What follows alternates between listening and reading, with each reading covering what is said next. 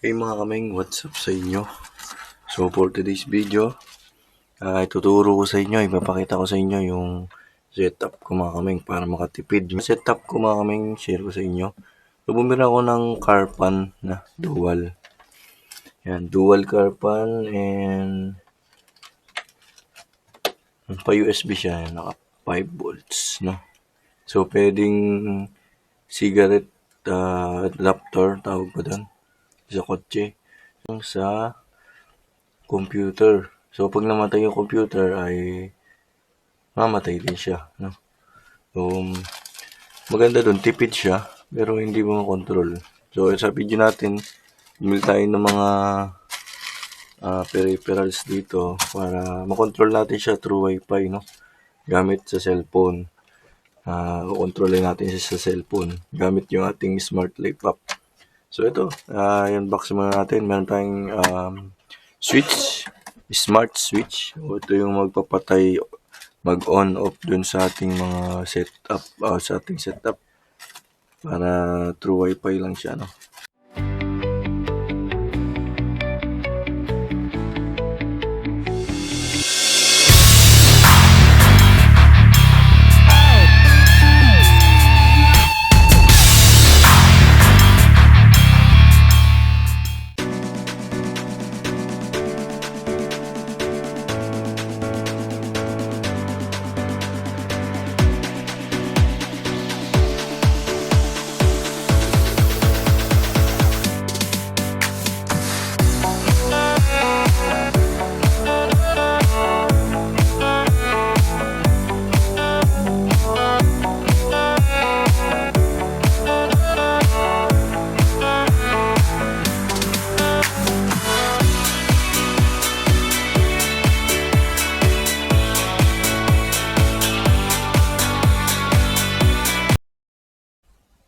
Hey mga kamay, ito yung binili natin power supply.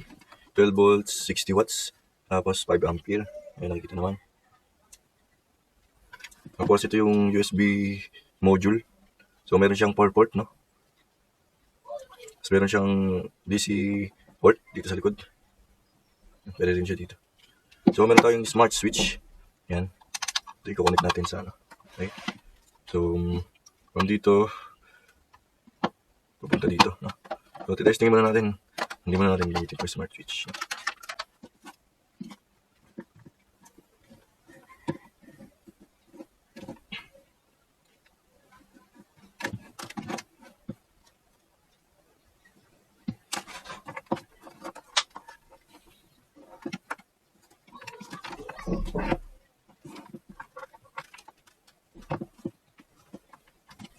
So ito, saksak natin dito.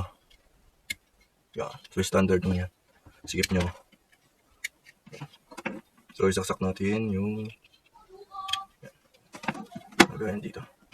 So apat yan. Pwede natin. So isaksak ko lang yung power adapter. Yan. Ito yung ating electric fan. Natin yung on to. O, diba?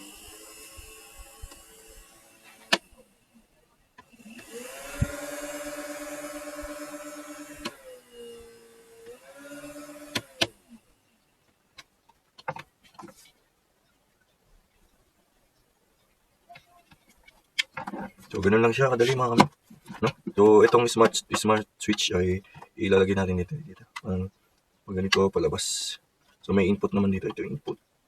Pa-out ng power dito. Parang ganyan ang nangyari. So lalagyan lang natin ng socket o saksakan para mag-on off sila. No? So baka dito ko na ilagay yung ating electric fan.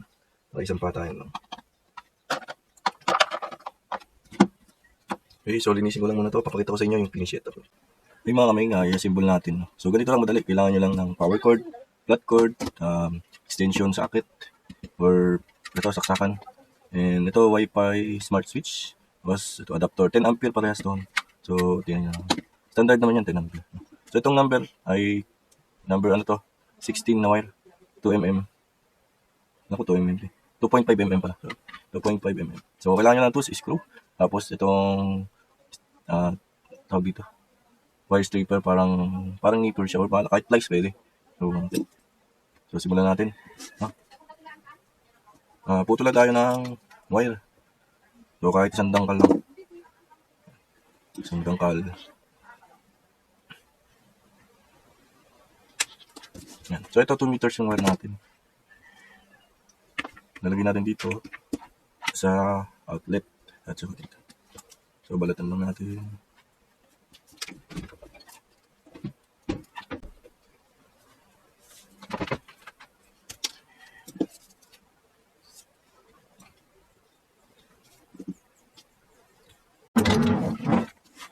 Tapos lagyan natin dito.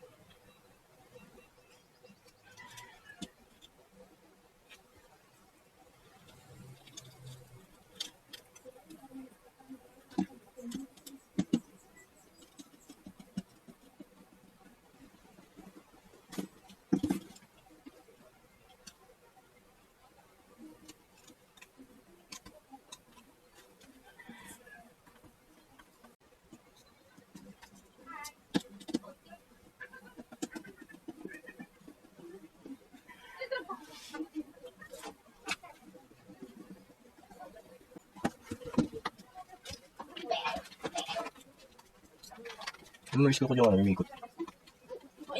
Ano yung ikot?